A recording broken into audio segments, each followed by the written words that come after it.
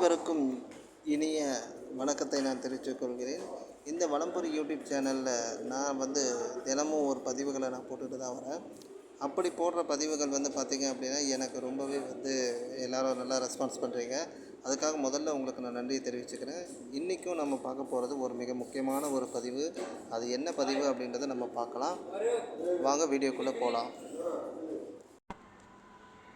இன்றைக்கி நம்ம பார்த்திங்க அப்படின்னா நம்ம எல்லாருக்குமே பண தேவைகள் அப்படின்றது இருந்துக்கிட்டு தான் இருக்குது. எல்லாருமே பார்த்திங்க அப்படின்னா தன்னுடைய பிள்ளைகளை ஸ்கூலில் சேர்க்கணும் அப்படின்னா பணம் தேவைப்படுது. காலேஜில் சேர்க்கணுன்னா பணம் தேவைப்படுது. மேரேஜ் பண்ணி வைக்கணும் அப்படின்னா பணம் தேவைப்படுது. ஒரு நல்ல வேலையில் அவங்க போனோன்னா எக்ஸ்ட்ரா கோர்ஸ் பண்ணுறதுக்கு பணம் தேவைப்படுது.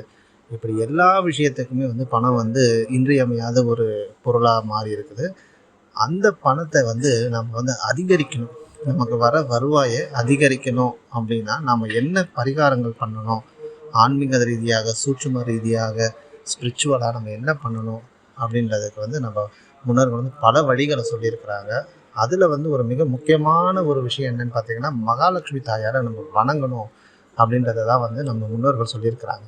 பார்த்திங்கன்னா செல்வத்துக்கு அதிபதி அப்படின்னு பார்த்தா குபேரன் சொல்லலாங்க. சில பேர் மகாலட்சுமின்னு சொல்லுவாங்க. மகாலட்சுமி வரவை கொடுக்குறவங்க, ஸோ தனத்தை கொடுக்குறவங்க. அதனால் அவங்க நம்ம வீட்டுக்கு வரணும், அந்த பணம் பெருகணும் அப்படின்னா நாம் என்னென்ன பண்ணணும் அப்படின்னா நிறைய விஷயங்கள் சொல்லியிருக்கிறாங்க. அதில் மிக முக்கியமானது பார்த்திங்க அப்படின்னா ஒரு மந்திரம். நிறைய மந்திரங்கள் இருக்குது. அதில் மிக முக்கியமான சக்தி வாய்ந்த ஒரு மந்திரம் அப்படின்னு சொன்னால் அது பார்த்திங்க அப்படின்னா நமக்கு இப்போ கொடுத்துருக்குறாங்க. இதை நிறைய பேர் படித்து இதை பாராயணம் செஞ்சு பலனை நிறைய அனுபவிச்சிருக்கிறாங்க. அது நான் 2-3 பேர்கிட்ட நான் கேட்டிருந்தேன். அந்த மகாலட்சுமி மந்திரம் அப்படின்னாலே ஒரு விதமான ஒரு ஈர்ப்பு சக்தியை நமக்கு கொண்டு வருது. காரணம் என்னன்னு கேட்டிங்கன்னா பண வரவு தான். ஏன்னா இப்போ இந்த மந்திரத்தை சொல்லிட்டாலே நமக்கு பணம் வந்துடுமா அப்படின்னா நிச்சயமாக கிடையாது. நாம் அதுக்கான முயற்சி எடுக்கணும். அது உதாரணத்துக்கு நான் சொல்கிறேன். காலையில் எழுந்திரிச்சு நம்ம பிரம்ம முகூர்த்தத்தில் எழுந்துக்கிறவங்க சில பேர் இருப்பாங்க. சில பேர் 6 மணிக்கு எழுந்துக்கிறவங்க இருப்பாங்க. சில பேர் 7 மணிக்கு எழுந்திருக்கிறவங்க இருப்பாங்க.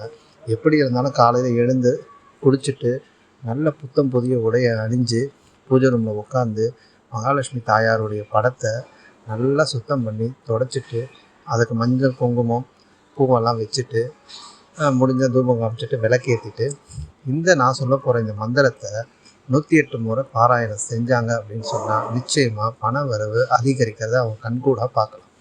இது என்னுடைய அனுபவத்திலையும் நடந்திருக்கு, அதிகரிச்சிருக்கு. அதுக்காக லட்சக்கணக்கில் வந்துச்சா கோடிக்கணக்கில் வந்துச்சான்னு கேட்டால் அதுக்கு என்கிட்ட பதில் இல்லை. ஆனால் பண வரவு அதிகரிக்கிறது. அதுக்கு இது ஒரு மிக சரியான ஒரு சான்றுன்னு சொல்லலாம். இந்த பதிவை பார்த்துட்டு நீங்கள் எப்போ பண்ணணும் அப்படின்னு சொன்னால் டெய்லியும் பண்ணலாம், அல்லது டெய்லி பண்ண முடியாதவங்க வெள்ளிக்கிழமையில் பண்ணலாம். வெள்ளிக்கிழமையில் 6 to 7 காலையில் சுக்கிர ஓரை. இந்த சுக்கிர ஓரையில் இந்த மந்திரத்தை 108 முறை நம்ம சொன்னோம் அப்படின்னு சொன்னால் நமக்கு நிச்சயமாக சுக்கிர பகவானுடைய அருளும் நமக்கு கிடைக்கும், மகாலட்சுமி தாயாருடைய அருளும் கிடைக்கும். இந்த நேரத்தில் இன்னொரு விஷயத்தையும் நான் சொல்கிறேன். அது என்னன்றதை பார்த்துக்கோங்க. மகாலட்சுமி தாயாருக்கு இந்த மந்திரத்தை சொல்கிறதுக்கு முன்னாடி அந்த அம்மாவுக்கு ஒரு நெய்வேத்தியமாக படைக்கணும். அந்த நெய்வேத்தியம் என்ன அப்படின்னு சொல்லிட்டு எல்லாரும் கேட்பீங்க. அது நமக்கு அந்த அம்மாவுக்கு ரொம்ப பிடிச்சது இனிப்பு வகைகள். இனிப்பு வகைகள் அப்படின்னு சொன்னால் சர்க்கரை, கல்கண்டு, வெள்ளை கேசரி, இப்படி எது வேணாலும் அவங்களுக்கு படைக்கலாம். பாலில் செஞ்ச பால்கோவா, அந்த மாதிரி நிறைய விஷயங்கள் அந்த அம்மாவுக்கு வெண்மை நிறத்துக்கு அந்த அம்மா ரொம்ப மனக்குளிர்ந்து நமக்கு அருள் புரிவாங்க அப்படின்றது பெரியோருடைய வாக்கு.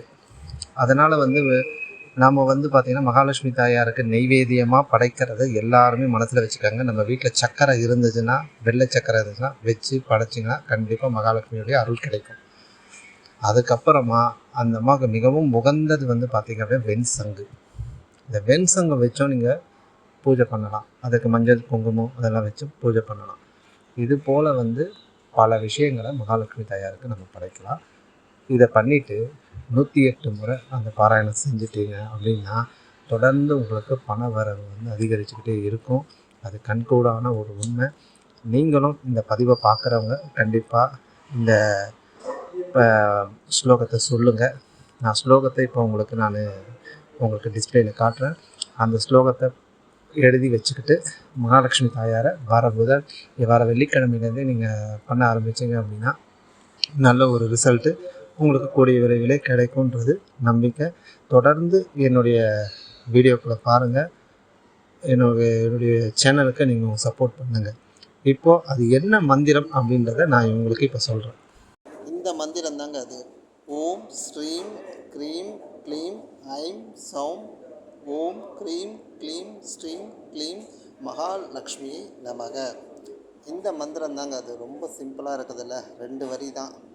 இந்த 2 வரி மந்திரத்தை நம்ம சொன்னோம் அப்படின்னா நமக்கு மகாலட்சுமி தாயாருடைய அனுக்கிரகம் கண்டிப்பாக நமக்கு கிடைக்கும். இது ரொம்ப சிம்பிளானது. இதை நம்ம 108 தடவை பாராயணம் செய்யணும். 108 தடவை நம்ம பாராயணம் செஞ்சுட்டு மகாலட்சுமி தாயாரை மனமுருகி வேண்டிக்கணும் அப்படின்றத நான் சொல்லிடுறேன். இப்போ நான் ஸ்க்ரீனில் டிஸ்பிளேயில் காமிச்சிருக்கேன் பார்த்தீங்களா, இந்த மந்திரம் தாங்க. இந்த மந்திரத்தை 108 முறை நீங்கள் பாராயணம் செஞ்சுட்டு தொடர்ந்து லக்ஷ்மி தாயாரை அவங்களுக்கு உண்டான அந்த நாமாவளியெல்லாம் சொன்னீங்கன்னா கூட இன்னும் சிறப்பு தான். இதை பண்ணிங்க அப்படின்னா பண வரவு கண்டிப்பாக அதிகரிக்கும். அதுக்கு நிதர்சனமான உண்மை அப்படின்றத நான் தெரியப்படுத்திக்கிறேன். தொடர்ந்து இது போன்ற பல பதிவுகளை நீங்கள் பார்க்கணுன்னா என்னுடைய சேனலை சப்ஸ்கிரைப் பண்ணுங்கள். ஏதாவது நிறை குறைகள் இருந்தால் கமெண்ட்டில் சொல்லுங்கள். நன்றி, வணக்கம். நாளை வேறொரு பதிவோடு உங்களை சந்திக்கிறேன். நன்றி, வணக்கம்.